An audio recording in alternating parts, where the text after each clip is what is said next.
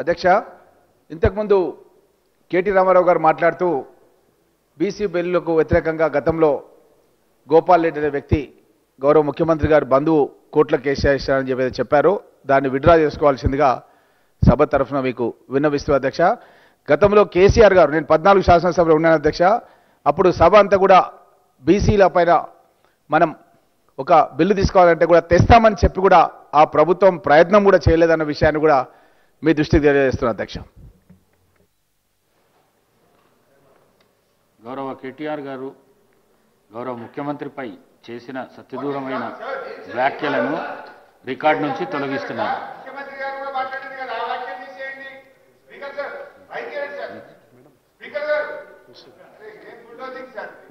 అధ్యక్ష, కేటీఆర్ గారు మాట్లాడుతూ ఇంకెన్నిసార్లు బిల్లులు పెడతారని మాట్లాడడం జరిగింది సార్. వాళ్ళు 2018లో తీసుకొచ్చినటువంటి పంచాయతీరాజ్ చట్టంలో 50% మాత్రమే రిజర్వేషన్ ఉండాలి అని, ఏ రాష్ట్రంలో కూడా చట్టాలు అట్లా లేవు సార్. సీలింగు క్యాప్ ఇక్కడ పెట్టడం జరిగింది కాబట్టి దాన్ని సవరించటం కోసం ఈరోజు సవరణ బిల్లు పెట్టడం జరిగింది సార్.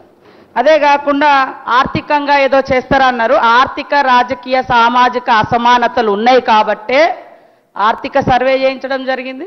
తద్వారా ఉద్యోగ ఉపాధి అవకాశాలు కల్పించాలి, ఎడ్యుకేషన్ అవకాశాలు, తర్వాత వాళ్ళ జీవన ప్రమాణాలు పెరగాలి అనే ఉద్దేశంతో ఈరోజు ఈ సర్వేను కూడా చేయడం జరిగింది సార్. దాంట్లో 42% స్థానిక సంస్థలకు సంబంధించింది, తర్వాత ఎంప్లాయ్మెంట్ ఎడ్యుకేషన్కి సంబంధించింది కూడా ఉంది. ఆర్థిక అసమానతలు తొలగిపోవాలంటే ఉపాధి కూడా ఉండాలి సార్. అందుకోసం ఎకనామికల్ సర్వే కూడా చేయడం జరిగింది సార్.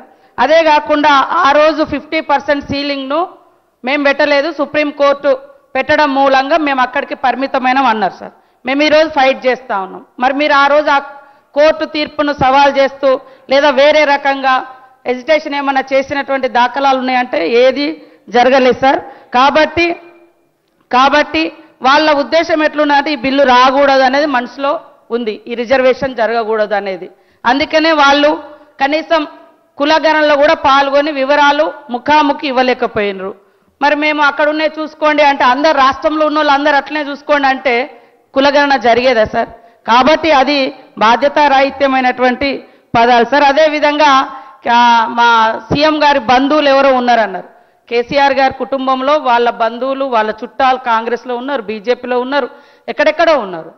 ఎవరో బంధువులు ఎక్కడో ఏదో చేసిరని దాన్ని పార్టీ సిద్ధాంతాలకు, పార్టీ విధానాలకు అండగట్టడం ఇది సరైంది కాదు సార్. ఇది తప్పు. అదే